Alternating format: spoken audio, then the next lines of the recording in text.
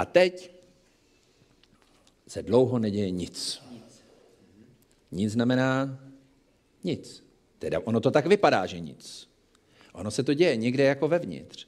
Začíná hřát to sluníčko, Duch svatý působí a ty furt na někoho řveš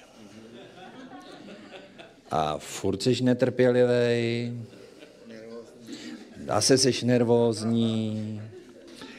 Jo, a teďka prostě jdeš z toho a říkáš si, ta laskavost, ta země dneska teda cákala úplně, to bylo jasný. Jo, jako se skřás celý. Laskavě ti říkám, laskavě mě neštvi. To není ono, že úplně. Tak prostě je to jaro, jo, prostě brzký jaro. A tam je zajímavý na tom to, že když to vydržíš a očekáváš, že Bůh v tobě způsobuje ty věci, když přestaneš spolíhat na to, že ty seš ten, kdo to zařídí.